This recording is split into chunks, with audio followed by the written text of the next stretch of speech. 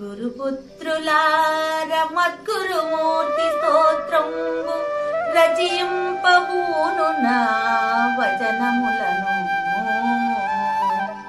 వినవేడ్కగలిగిన వినరయ్య వినిపింతు తప్పులుండిన వాటిని దాచబోక దిద్దవలసినది దేశికేంద్రుని మీద మీకు భక్తియునున్నా నాకు గలదు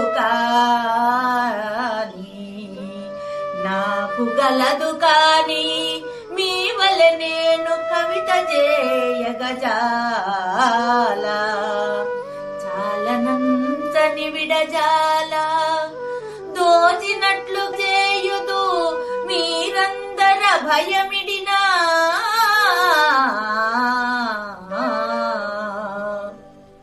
నన్ను విజ్ఞాపనమునర్చి ఆజ్ఞకొంటి భాగవత వంశ భవ కృష్ణ యోగిరాజ ధీ విశారద మామక దేశికేంద్ర ధీ విశారద మామక దేశికేంద్ర.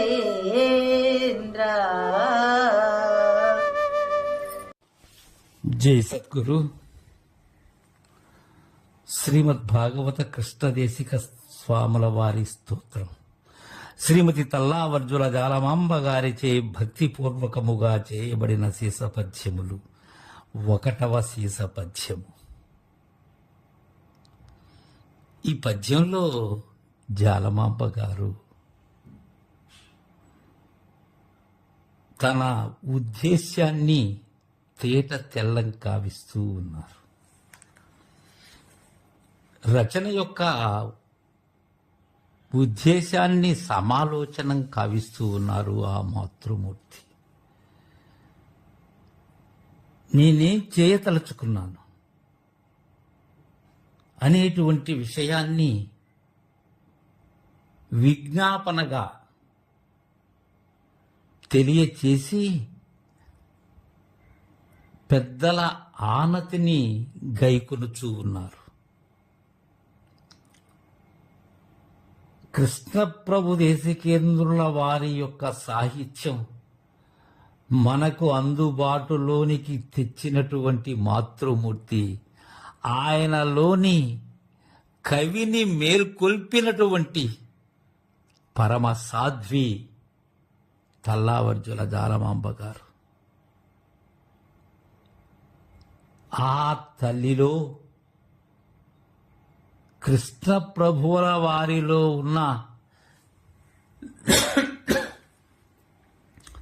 అచల బోధ ప్రయుక్తుడు కనిపించకుండా పోయి ఉన్నట్లయితే శివరామ దీక్షితుల వారి భ్రాంతి రహిత విధానం మనకు కందార్థాల మరియు కందపద్యముల రూపంలో లభ్యమయ్యేటువంటిది కాదు. ఆయన రచించేవారే కాదు. ఎందుకంటే ఆనాడు ఆయన ఉన్న పరిస్థితి అలాంటిది. అందరినీ కోల్పోయి ఆ పెదమహారాజ్ గంజ్ జాలమాంబ గారి సన్నిధిలో ఉంటూ ఆయన రచించినటువంటి తరగని సంపద మనకు అందించినటువంటి అచల సాహిత్యం.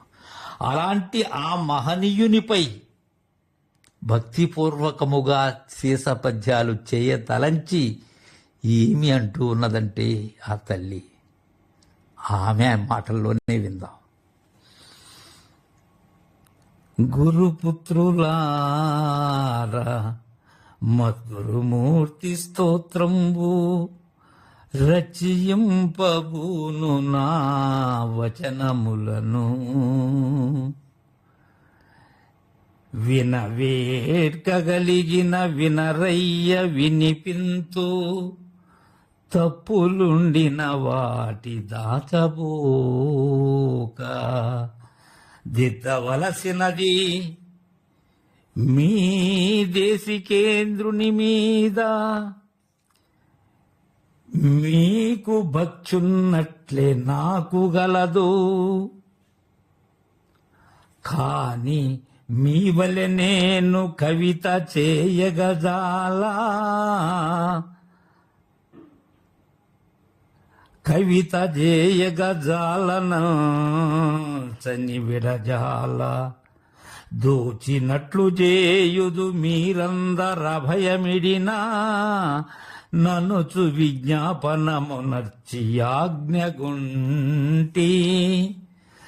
భాగవత వంశ భవ కృష్ణ యోగి రాజా, ధీవిశారద మామక దేశికేంద్ర.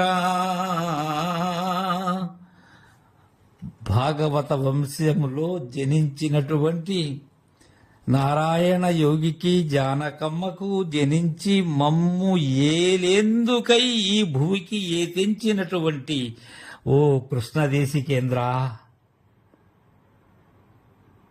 యోగి రాజా, ఇక్కడ ధీ విశారద.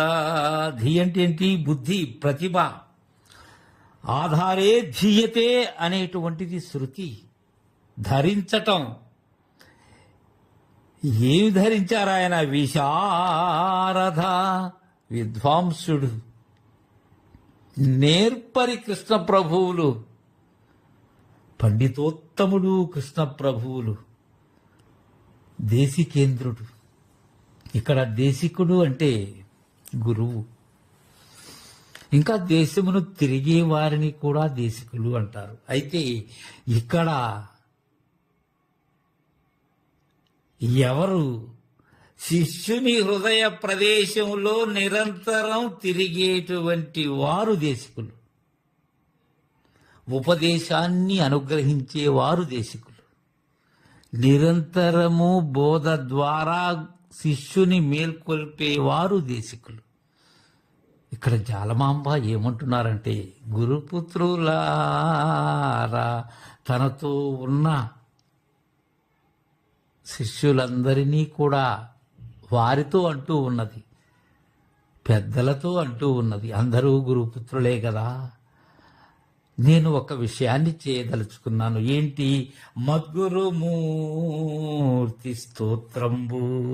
మద్గురు స్తోత్రం ఏంటి? స్తోత్రము అంటే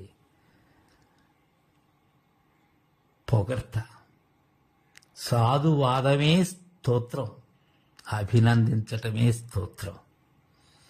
ఇక్కడ ఏమున్నది? 3 మంత్రములే.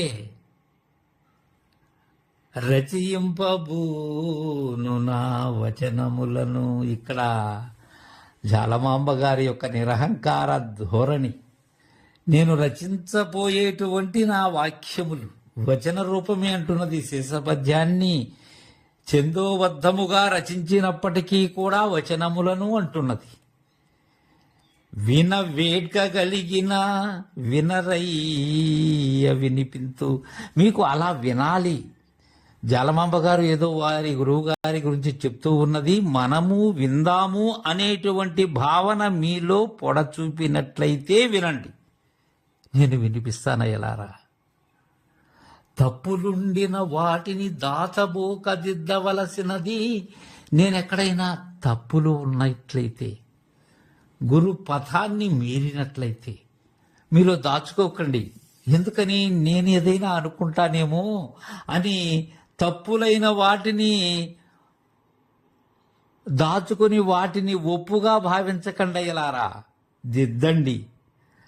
గురువుగారి యొక్క విధానాన్ని అనుసరిస్తూ ఉన్నది జాలమాంబ గారు. దిద్దమని చెప్తున్నది. అయితే ఇంకొక విషయమయ్యా, మీ దేశికేంద్రుని మీద మీకు భక్తున్నట్లే నాకు కలదు. ఇక్కడ సాటి వారిని గౌరవించటం నేర్చుకోవాలి. గురుపుత్రుడైనటువంటి వారందరికీ కూడా వారి గురుదేవుల మీద భక్తి ఉంటుంది. ఆ భక్తికి కొలమానాలు ఉండవు. అది ఆ గురు శిష్య అన్యోన్యత మీద ఆధారపడి ఉంటుంది. అలానే నాకు ఉన్నది, మీకు మీ గురువుల మీద ఉన్నట్లే ఉన్నది. అయితే ఒక్క విషయమయ్యా, కానీ మీ వలె నేను కవిత చేయగజాల చాలనంచని విడుజాల. నేను మీలాగా మీ గురువులను మీరు స్తుతించినట్లుగా, స్తవము గావించినట్లుగా, స్తోత్రము చేసినట్లుగా నేను చేయలేనయ్యా. మీలాంటి భక్తి అయితే ఉన్నది, కానీ మీలాగా కవిత చేసేటువంటి ఆ పాటవము నా దగ్గర లేదయ్యా.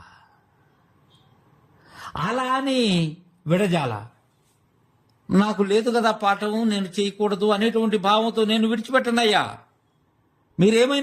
ఏమనుకున్నా పర్లేదు, నేనైతే విడిచిపెట్టను. నాకు కవిత్వం లేదు అని నాకు తెలుసు, కానీ చేయకుండా మాత్రం మా గురువు గారి మీద స్తోత్రం చేయకుండా మాత్రం విడిచిపెట్టనయ్యా.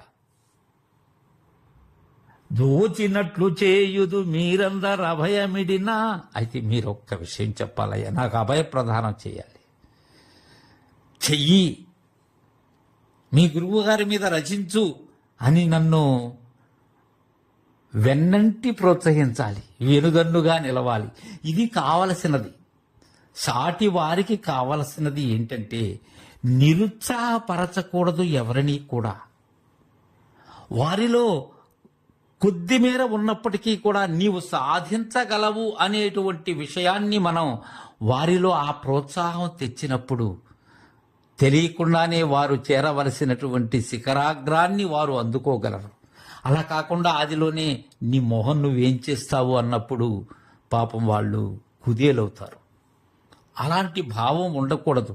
అలాంటి భావం ఉంటే అది అహంకారం. అది నీ వల్ల కాదది, అది మా బొంట్లకే సాధ్యమనేటువంటి భావన కూడదు. ఎవరైనా చేయగలరు. ఎవరికైనా అశ్రద్ధ ఆసక్తి ఉన్నట్లయితే సాధ్యము కానిది ఏదీ లేదు. అందుకే సాధనమున పనులు సమకూరు అంటారు పెద్దలైనటువంటి వారు. అనుచు విజ్ఞాపనమునర్చి ఆజ్ఞగుంటి అని మీ అందరికీ విన్నపం చేసుకుని మీ ఆజ్ఞ మీరు ఆమోదం తెలిపారు, చేయమని చెప్పారు మీరు. కావున నాకు ఇంకా బెరుకు లేదయ్యా. నాకు తెలిసినంతలో మా గురువు గారి మీద నాకున్న భావాన్ని, ఆయన కరుణా కటాక్ష వీక్షణాలు నా మీద నిరంతరం ఉన్నాయి. కాబట్టి నాకేంటి భయం? మీరందరూ అభయం ఇస్తున్నారు.